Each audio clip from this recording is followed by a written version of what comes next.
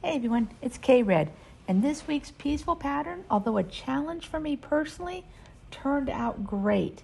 Hope you're going to enjoy it. We have a lot to get to, so let's get right at it and start at the beginning. Hi everyone, it's K-Red, and welcome to my 2025 Peaceful Patterns Weekly Challenge. By creating a new tile each week, together we can learn something new, find some peace and calm in the chaos of this world. Hey everyone, so just like I mentioned, this week's pattern really gave me fits. And the truth is, I just had to concentrate too much. So today's going to be a voiceover. So for the first step, all we're doing is drawing a heart. I went ahead and I turned my paper upside down to draw the heart. You can draw it upside down or you can turn your paper, whatever is easiest for you.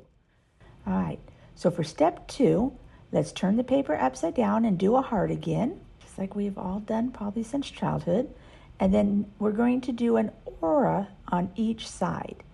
So as I remember to switch to my red pen, I'm going to go straight down the left side. And then rather than continuing on, I'm going to come up back towards that left side. I'm going to do the exact same thing where I come down and go back up towards the right side. Puts a fun little heart on the inside of it. Now this one I'm making just a little bit bigger so I can be able to do the next step and have a little bit more room. Or on the left, up and back to the other side on the right. So steps 1 and 2. So now to move on for step 3, we're going to go back to that red pen and we're doing just a small V right at the top.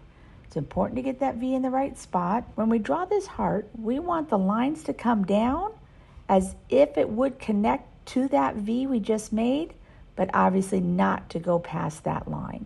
So as you can see, I draw one side and then the other, and we go and we just skip where that is.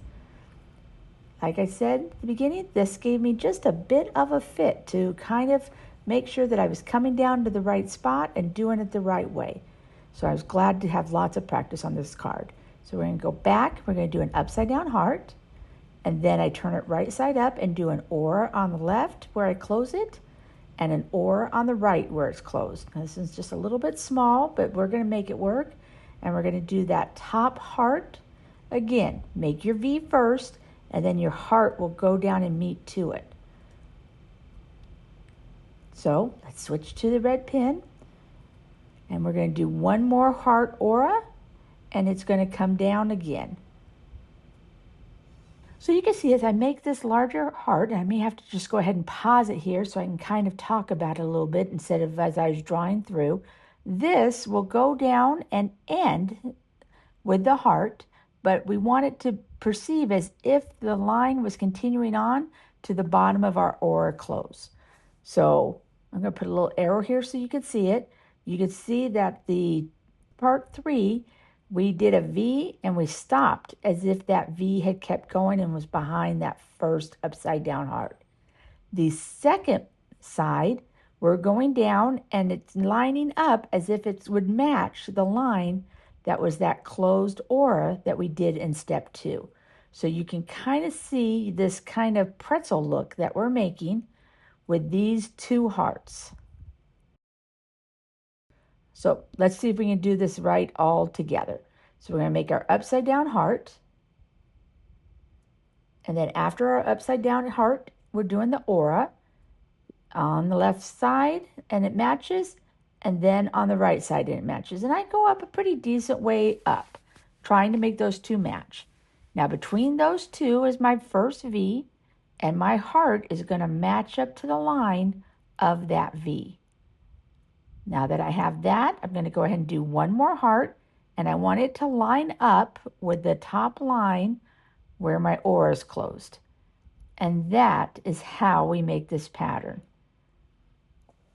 Like I said, it truly isn't hard, even though it gave me enough of a fit that I couldn't draw it and talk at the same time.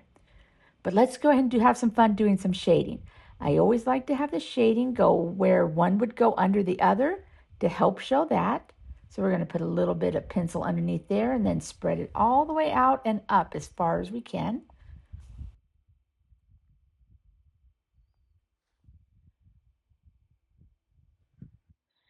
Now, once again, I made this second heart bigger. I just like that look. You can make them where they're the same size. You can make them where one is bigger than the other. Really, whatever works for you. If you're wanting some help making them the same size, just give yourself a little pencil mark to begin with, measure it out, and then you can have your idea of where to start your hearts. I enjoyed this big top, small bottom, and really wanted to continue that. So like I said, this is called Meckerel. And as always, I found it on my favorite website, tanglepatterns.com. I strongly suggest if you're new or even if you're not, that you check it out and have endless inspiration and ideas for patterns. And like I said, this is done by CZT Hiroko Masao. Hopefully that's close to being correct because this is a gorgeous pattern. I want to make sure she has credit for it. Definitely not one I could think of, but I can think of a lot of uses for it. That is without a doubt. Alrighty, so let's go ahead and punch a hole in this so we can add it to our other patterns. If you're new, each week we do a new Zentangle or Tangle-inspired pattern. We're trying to increase our knowledge of patterns, who made them, their names, and each week we try something new. We've been doing this since January and have developed quite a list. It is just a lot of fun. I keep mine on this little ring so that I can go back through them, get inspiration. If you're interested in any others, please check out my pattern. Please subscribe, or if you like this, press the like button. And I hope you enjoy and get to do some fun things. I did do this in another project. I have that coming up for you. Hopefully it'll be out this weekend. Check it out. I'll leave a link once it's out. I hope you enjoy it. Bye. Please stay safe.